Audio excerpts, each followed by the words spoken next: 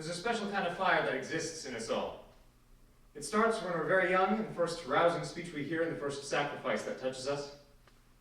I see it in my sister, my brother, I hear it in the town square, even after the pickets and signs have left. You can feel it, you can taste it with every victory, and feel it grow with every defeat. That fire is our fighting spirit. Every atrocity, every vile act of injustice only makes it grow. But just as fuel can be used up and burned away, that anger we feel can just as easily be turned to complacency and dormancy. No one goes into the world with a desire to do wrong, and I hope that assumption holds true to everyone in this room. But one unifying factor in all of the populations of history who have caused irreparable harm to one another is indifference to the injustices of their time. When you see corruption, self-service, and symptoms of future problems and leave them unchallenged, it kills that fire inside of you little by little every time. You may not see it at first, but as time goes on, there's less and less of it until you are just as dark and pitted as the very institutions you sought to destroy. That indifference kills. Something said at the very beginning of August comes to mind when in the debate classroom, Mr. Promeny prepped us for the rest of the year's challenges by saying, in this class we want to foster good people. I wish more people had this mindset because we need good people. We need people willing to stand in the scorch of discourse. We need those courageous souls who are willing to stand up and put their lives and bodies on the line to picket and protest unjust death.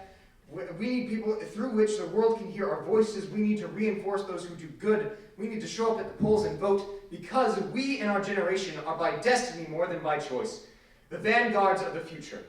As our forefathers become too weak to hold the sword, we are that defending force that must pave the way and destroy and prevent future injustices from becoming wrought within our societies and our communities.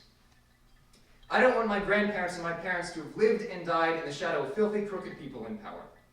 I don't want my children or my children's children to suffer the consequences of our actions when we are dead and gone. In order to ensure a world better than today, when we hit a wall, we must push through it. As strong as brick and mortar may be, we can't let it control us. It's nothing compared to our fire, our spirit, our desire. Even the strongest of metal bars can be melted away. We emerge into a world divided by wealth, gender, race, borders, dictatorships, and invasions. Infringements on the life, liberty, and happiness of people ashore and abroad. But whatever separates us, remember that we are tied within a single, inescapable garment of destiny.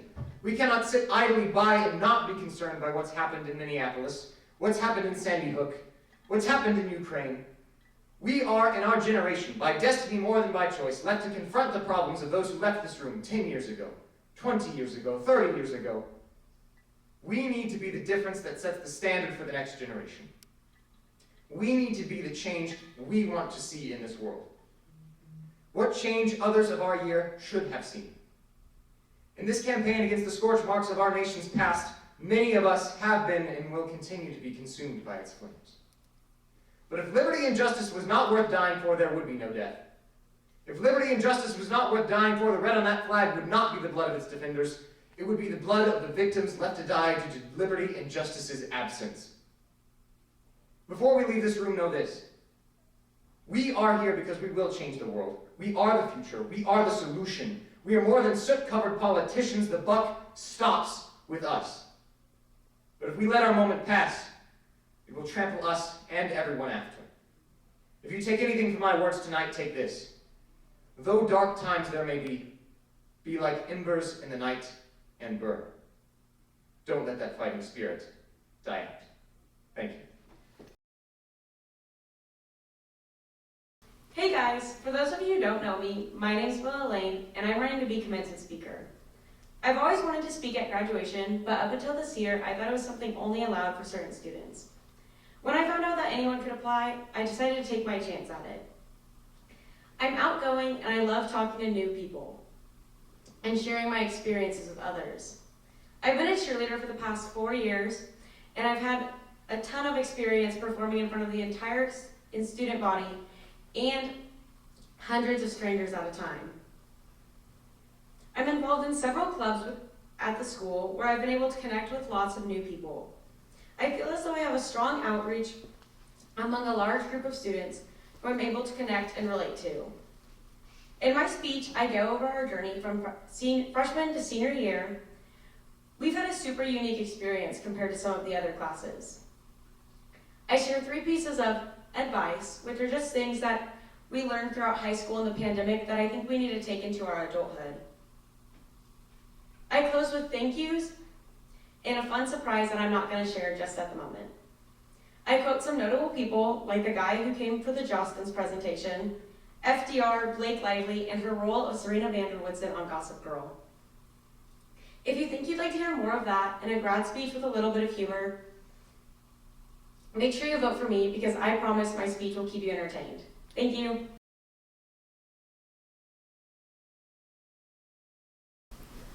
Hi, I'm Abigail Smith, and I'm running for commencement speaker. Charles Darwin once said, "It is not the strongest of the species that survives, nor the most intelligent. It is the one that is the most adaptable." Now, I'm sure graduation is not a life or death situation for you. I don't know, it may be. But I want to talk about the principle of change and the principle of adaptability. Change is the only consistent thing in our lives, and adaptability is the most important thing because of this. Some changes in our lives are inevitable. We're teenagers, we're changing physically, emotionally, mentally. But there are ways that we can prepare for these things. We can figure it out. Some changes you aren't prepared for. Some changes you can never see coming. And halfway through the second semester of our sophomore year, our world was flipped upside down, to say the least. Track season was canceled, dances were canceled. We lost teammates and friends, and we had to reroute our entire lives based on something we didn't see coming. The thing about it, though, is we're here. We're graduating, and we somehow made our way through the maze to be able to find ourselves. My pride for this class, I could talk about it for hours, but I want to say, look at your progress. Look at how far that you've come. And it may sound silly, but instead of anger, I want you to look back on yourself in awe and the challenges that you faced and you overcame by yourself. We've adapted. We now have skills that no one else has, and we should be proud. We're ready for the world now. We're going to take it by storm.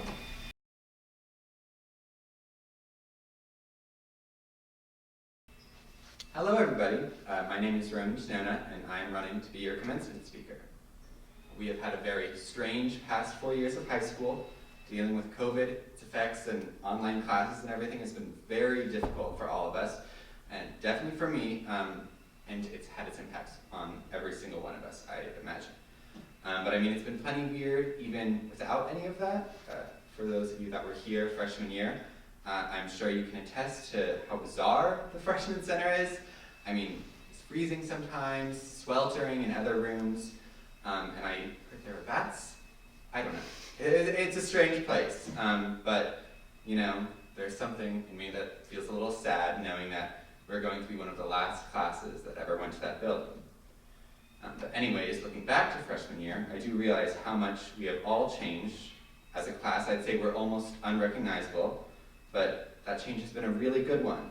We're all practically adults and for the most part are more mature, nearly ready to enter the world and go our own ways. We will be our own people, but it is still important to, in our independence, help others and not be afraid to rely on others for help. That is the most vital part of being a good community member in our towns, our states, our country, and in the rest of the world. Pay attention to the world around you, because that is where you need to be making change. And that is a scary idea, but I know we can do it. We can do whatever we want to and make change. And we need to know that our time here is something that has united us, and it will always be that, no matter where we go and what we do. I would love to be your commencement speaker and help us as a class take that first step into the rest of our lives. Thank you. Hello, teachers and students. I would like to say thank you for giving me this opportunity to be a speaker in the 2022 graduation ceremony. I had a very successful high school life. I managed to get my grades good enough to get all my stuff done, and I managed to get all my homework done in time to get before it was too late. I also managed to get service hours throughout the high school career from football games and track events and from other events that the high school has done. I would like to give thanks to my parents, my students, my friends, and of course my principals for giving me this opportunity to have the greatest high school life I could only achieve at Manhattan High School.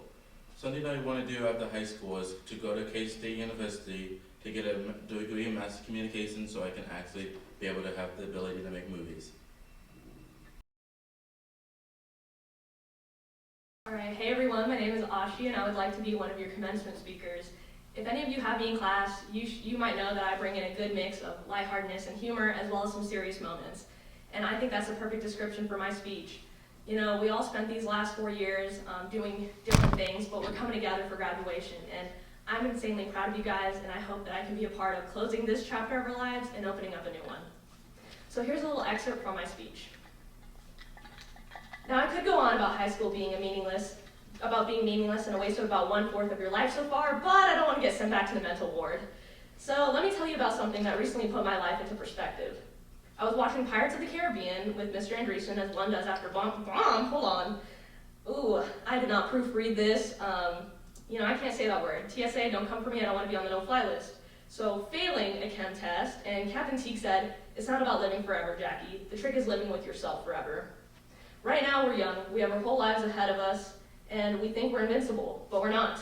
At the end of the day, we're just like everyone else, a cheap piece of china waiting to be broken. So, how are you going to make life worth living as yourself? Are you going to write a commencement speech on the day it's due? Are you going to get the most assists in a game?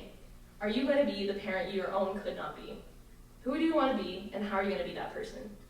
I hope you all enjoyed that. Thank you so much, and vote for me.